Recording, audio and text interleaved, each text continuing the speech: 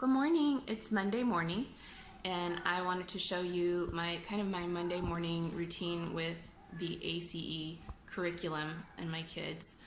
I'm dressed to work out today, dressed for success, so that's why I look all slobby, hoping that eventually, maybe this afternoon, I can get a little stretching in or take the babies for a walk in the stroller or even put the baby down for a nap and run to the gym for 30 minutes while the kids watch a show.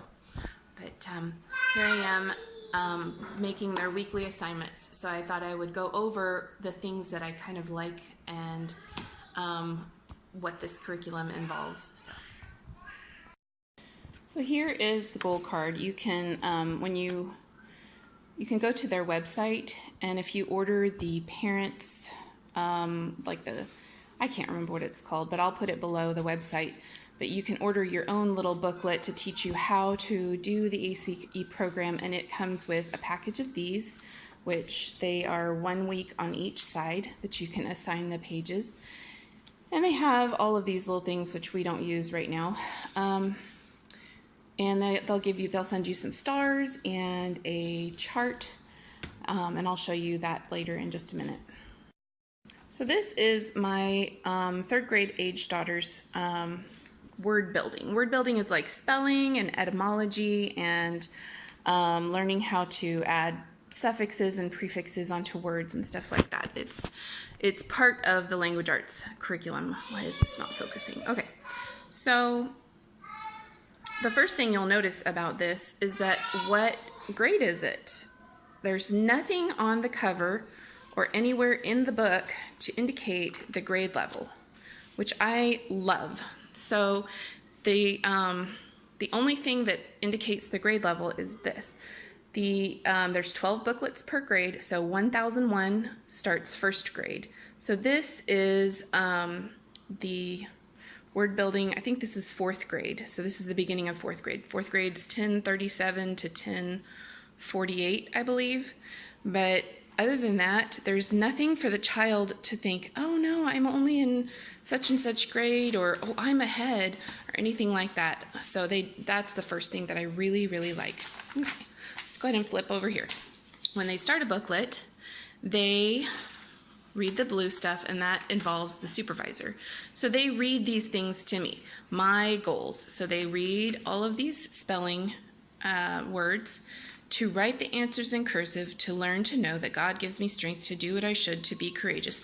Every single booklet studies a little character trait, and the little comics talk about the character trait. This particular one's courageous. There's also like friendly or dependable, discreet, all sorts of stuff. And each booklet, they memorize a Bible verse. And depending on the younger children, their Bible verses, they'll have to memorize all the words. The younger ones will only have to fill in maybe 2 or 3 words. So this particular booklet is 39 pages, and this is a 4th grade level, and that's why there's cursive. So it's a little bit harder for her. She tested into this and found that it was just a little bit too hard for her at the beginning of the year, and now I have reassigned it, so that's why she's still in the 1st booklet of 4th grade. Okay, so as you notice, she's just finished this booklet last week and did the test on Friday, so she's starting a new social studies booklet, and you'll notice this is 1022, which is 2nd grade. How interesting. Yes, she's doing 3 different grade levels. So I'm going to talk a little bit about that later and my philosophy on that. But one of the things that is really nice about these is that the test is right here in the middle, and all you do is pull it out and give the booklet to the child. Set that test aside, and I'm going to assign her pages, and I just keep their tests in here. I've got these pages right here, and I will put their test in here behind their name, and they come and get it. So here is a view of the 2nd grade inside, the inside of the 2nd grade cover. The writing is a little bit bigger. The vocabulary words actually have pictures under them. So, and then the parts of the verse that they are going to learn, they have like little letter blanks so that they can know that they're spelling it correctly. Just really nice. The verse is a lot shorter. And here's another character trait, secure. Okay, the other thing that they have is, see, here's page 9 and 10. There's a little checkup. So about every week or so, every maybe 8 pages, they read, they fill in the blanks, and then there's some fun little activities sometimes, and then there's a checkup. And then they do some more reading, and then the verse gets a little bit harder, and then they've got this like dot to dot stuff for alphabet, just reminding them things like that. And then they've got a checkup and a little fun activity. So usually the checkup is 1 to 2 pages.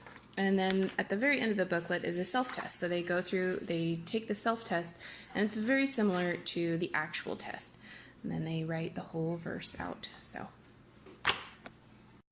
as you can see, I have assigned her pages. Some of the pages she forgot to do this one on page 18, so I went back and looked and found that was blank, and same with page 9 in here. So I just went and had her do it over again, no big. Okay, one other thing you'll notice is the math. We do a different curriculum for math. So I just have her, for example, if she finishes and has several tests, I'll just give her the days off and then assign her a few more math lessons later in the week, or if I don't want her to get started on a new booklet. So I just wanted to point out again, do you notice all of the different numbers on these? Now, only because I've been doing this for the past 8 months do I know all of the different grade levels. Second grade, second grade, second grade, third grade, second grade, fourth grade. So, but she's at her level in all of these. And in the fourth grade, I will only assign 1 or 2 pages. The reason that we're doing just only on 10:15 Bible, which starts at 10:13, is because it was a little too hard for her. They used the King James. And so it was a little bit hard for her to read and then answer the questions. And so we stuck with our old Bible curriculum in Christian Light Education for a semester. And then I've gradually started assigning her just 1 page to read and 1 page to fill out the answers, just a little bit at a time. I'm not in a competition to have my child at grade level for what somebody else's definition of what their grade level should be. My child is a certain age, and that is completely separate to me from what they're supposed to be learning. Learning means growth from where you are. It doesn't mean being confused and stuck and overwhelmed and being at a second grade level when you're 9 years old, and then being stuck in 4th grade books. How is anybody going to learn like that? It really frustrates me when they're trying so hard to push their child to hurry up and complete 2nd and 3rd grade so fast so that they can finally be at their level. What does that even mean? There are people who have to go into college and take college algebra. I took algebra in 8th grade. That's 2 very different levels of things. There are children who graduate high school who have no literacy skills. They can barely form a complete sentence, much less, write a college essay. And so my goal is meet them where they're at and see growth. And this year I've seen so much growth. My 4th grade son went into the 4th grade in public school for the week and a half that he was there, and he took a test, and the teacher sent it home. It was a spelling test, and it had a big red 60 on it. And all I could think, it required my signature, and all I could think was, yep, I know he can't spell yet. And I wasn't worried, but I was a teacher, and I remember having that panicked feeling that one of my star pupils could not spell and he was going to fail spelling. And You know, that's the wonderful thing about homeschooling. And actually, since starting this particular curriculum, the amount of reading that he does with it, his spelling has dramatically improved this year. And I'm so glad that I didn't stress out about it. And one of the things that has been so wonderful about this curriculum is putting my 3rd grade daughter into some 2nd grade subjects is every day. She's like, I just love doing this. She doesn't cry.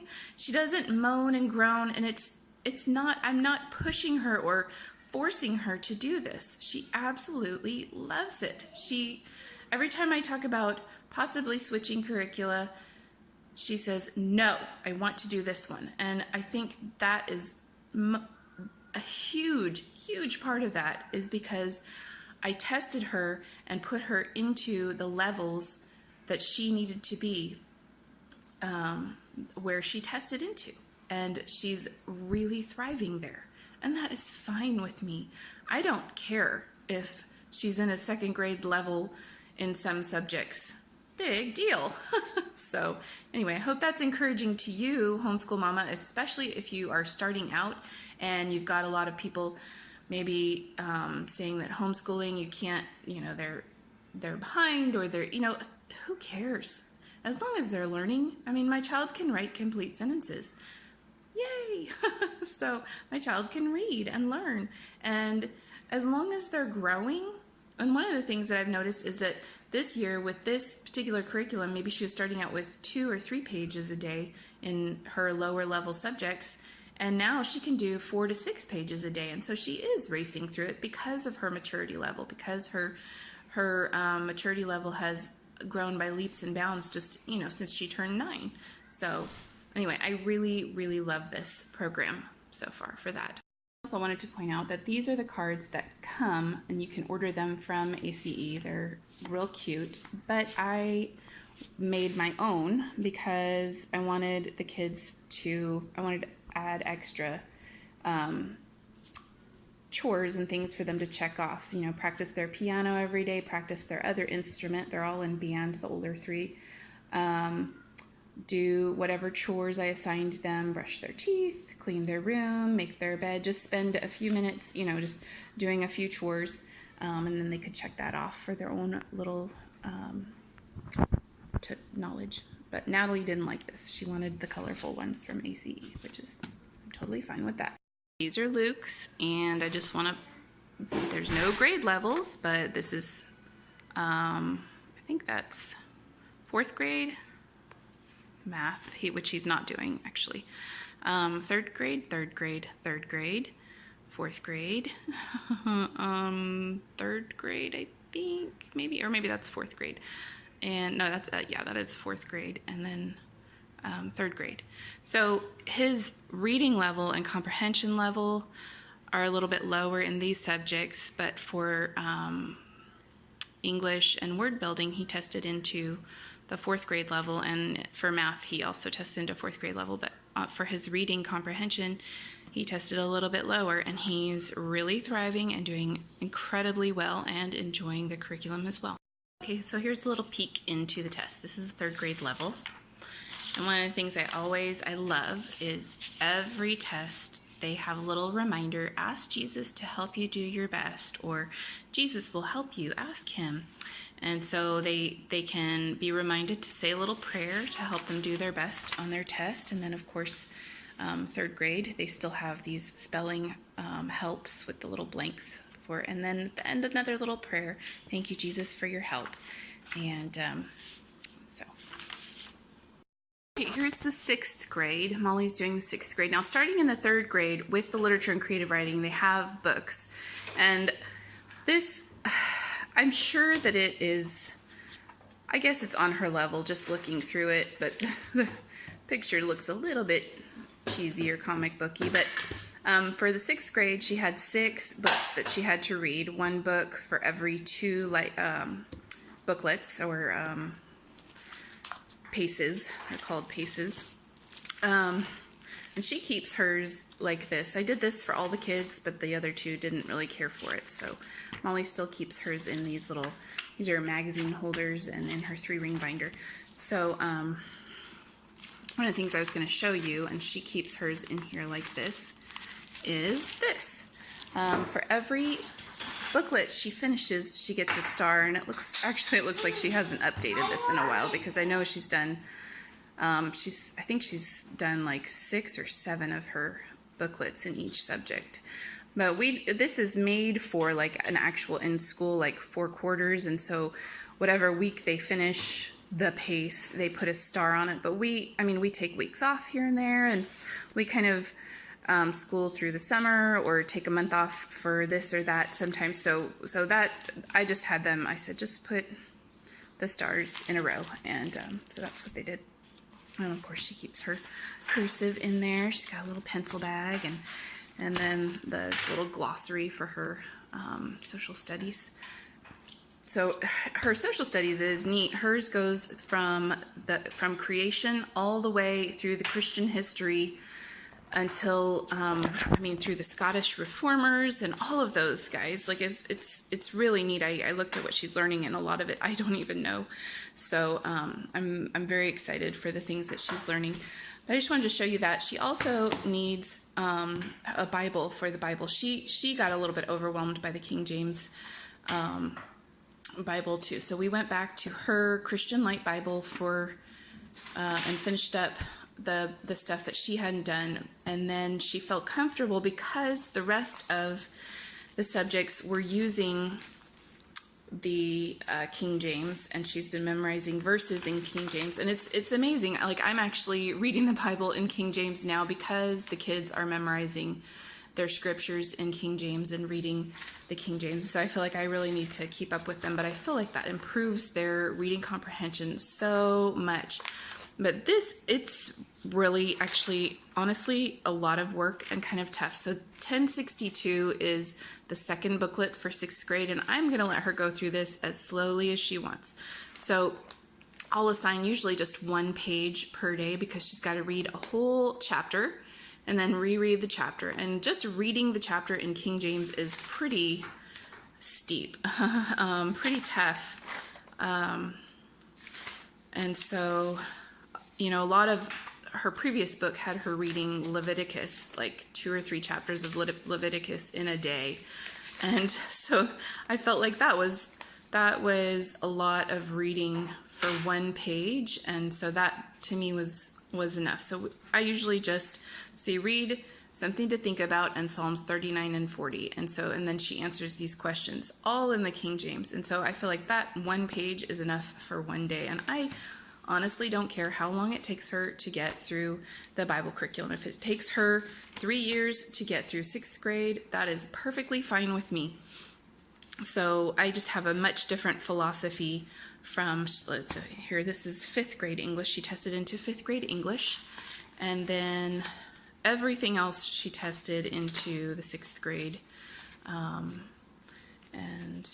so she's got all these. She learned a lot of neat chemistry and acids and bases, and electricity right now she's going through. You can see electrons and protons and magnetism, negativity and positive, and all these things that she's learning. She likes to underline as she reads, and she's learning about the scientists in this. So these are the little comic book characters that are through each of them, and the characters grow with the children. So this would be a 6th grade age. I think this is Pudge. So he's one of the characters, and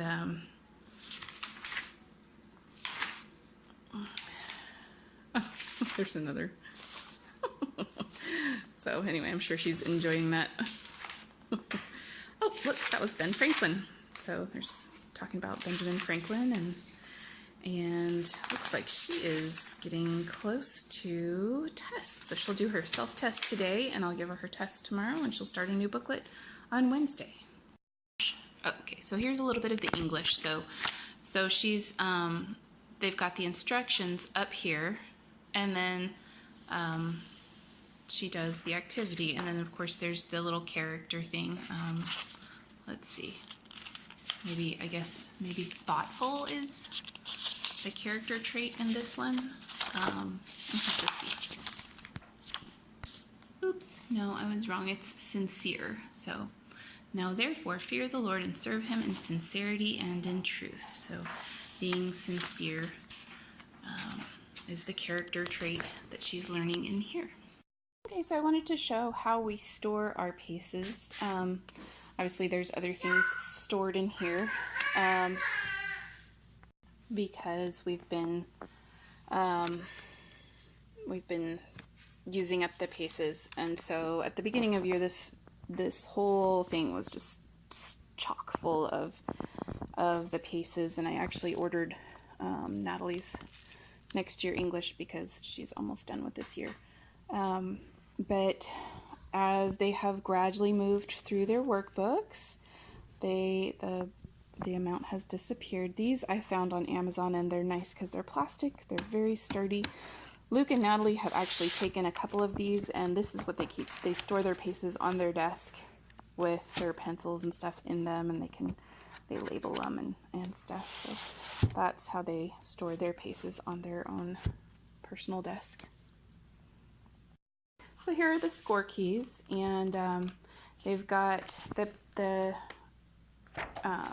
pages in there. The children are supposed to score these themselves and go through here and then correct their, and then they've got the test key in here, which you can pull out and use it to grade the tests. My philosophy is, I'm probably kind of a rebel, but I'm just not that big on assuming my kids are going to cheat and stuff like that.